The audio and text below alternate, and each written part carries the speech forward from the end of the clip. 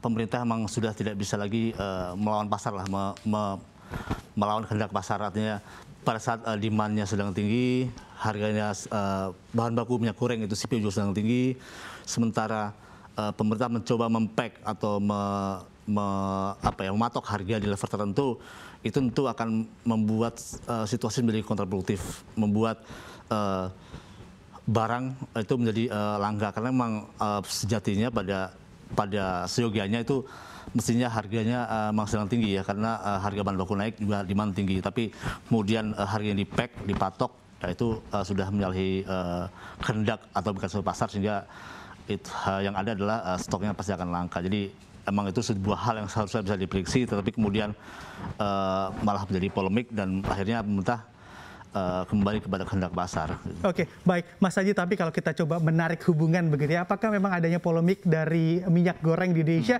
juga ada hubungannya terkait dari kenaikan harga CPO pada waktu itu mencapai harga 6.000 begitu Malaysia ringgit per ton ya? Betul ya, memang seperti itu ya. Jadi pada saat harga minyaknya dan gas juga naik ya di Eropa ya, karena serangan Rusia ke Ukraina, kemudian berbagai sanksi yang dikenakan kepada Rusia membuat harga energi naik, sehingga pasar atau pelaku ekonomi mencari alternatif, mencari substitusi pengganti dari gas dan minyak. Dan kebetulan CPO ini juga salah satu kandidat kuatnya, karena CPO kan juga bahan baku dari biofuel ya. Jadi ada perebutan lah antara kebutuhan manusia dengan kebutuhan energi. Jadi kemudian kebutuhan yang tinggi ini menyebabkan harga CPO juga ikut terangkat ya. Oke, tapi kalau misalnya ditarik juga begitu hubungannya dengan supply, apakah memang ada keterkaitan adanya pengaruh supply? Karena kalau kita lihat datanya yang dipublikasikan begitu, supply-nya dari minyak goreng ini juga cukup besar, dan Indonesia hanya memakai sedikit sekali untuk minyak goreng, yaitu sekitar 8,95 juta ton saja. Ataupun bagaimana analisa dari Anda terkait hal ini? Betul, tetapi kemudian saat suplai minyak gorengnya bisa dibilang lebih tinggi daripada demand, tapi kemudian pemerintah mematok harga 14.000 per liter maksimal HET. Nah itu kan tidak match ya, artinya walaupun demandnya rendah, tetapi harga produksinya kan sudah tinggi ya, karena harga CPO-nya kan juga naik. Nah itu kemudian harganya di-pack, dipatok, jadi tidak match, kemudian yang membuat supply di pasokan menjadi langka. Oke, sebetulnya kalau sudah terjadi begitu ya polemik yang terjadi di pasar terkait minyak goreng ini, upaya apa sih Mas Haji yang bisa dilakukan oleh pemerintah? Karena kalau kita perhatikan Menteri Perdagangan juga sudah meminta maaf gitu terkait adanya permasalahan ini. Iya, jadi untuk minyak goreng yang curah itu kan sudah diberikan subsidi ya, sehingga harganya tetap Rp14.000 per liter. Sementara yang kemasan ini yang kemudian bagi rumah tangga ini kan kemudian harganya dilepas ke pasar. Sebenarnya ini sudah merupakan satu upaya yang bagus, setidaknya membuat pasokan atau suplai minyak goreng ke pasar menjadi kembali pulih ya. Nah kemudian yang jadi persoalan adalah bagaimana pemerintah menjaga pasokannya supaya kemudian harganya tidak melambung tinggi.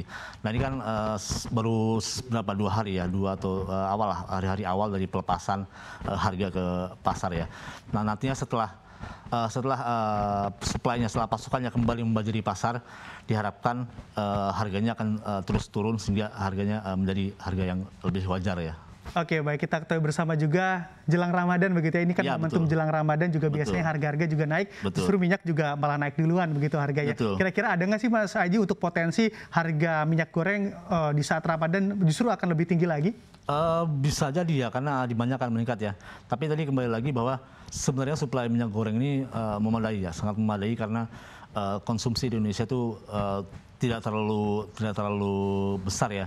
Jadi sekitar 36% dari produksi CPO itu untuk minyak goreng itu di lokal, jadi tidak besar. Nah, jadi ini tidak terlalu tinggi, sehingga kalau pasokannya kembali memadai, sebenarnya harganya bisa lebih terkendali lagi. Gitu. Semoga ke depan memasuki bulan puasa, kemudian Lebaran, semoga pasokannya juga bisa lebih terjaga, lebih banyak, dan tidak lagi ada penimbunan ya, karena kemarin kan sempat ditimbun karena mungkin harganya tidak match tadi ya, 14.000 itu kan nggak masuk hitungan ya. Semoga dengan harga yang sudah dilepas ke pasar ini, kemudian pengusaha mau untuk melepas stoknya, sehingga kemudian pasokannya memadai, sehingga harga tidak lagi tidak wajar seperti sekarang. Oke, baik, dan juga bicara terkait mafia minyak goreng di dalam ini kan juga seringkali terlontar begitu ya, bahkan juga dari perdagangan ini juga terkait mafia minyak goreng. Untuk analisa dari Anda seberapa banyak sih dan juga memang seperti apa memang perluasan dari mafia minyak goreng ini melihat sebuah peluang begitu ya dengan adanya kelangkaan minyak goreng ini, Mas Aji? Ya tadi itu ya karena perilaku mafia atau lebih tepat dikatakan penimbun lah. Perilaku penimbunan ini terjadi karena tadi itu ada harga yang tidak match atau tidak cocok dengan hitungan dulu.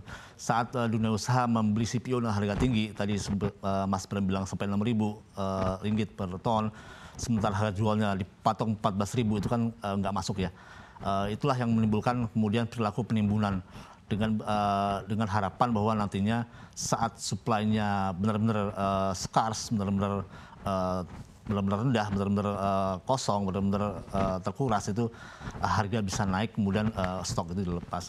Nah itu dengan harapannya adalah dengan harga minyak goreng yang kemudian dilepas ke mekanisme pasar ini, itu mendiscourage atau meredakan keinginan atau insentif bagi dunia usaha untuk melakukan penimbunan, sehingga nanti diharapkan tidak ada lagi penimbunan, kemudian stoknya memadai, harapannya seperti itu. Oke.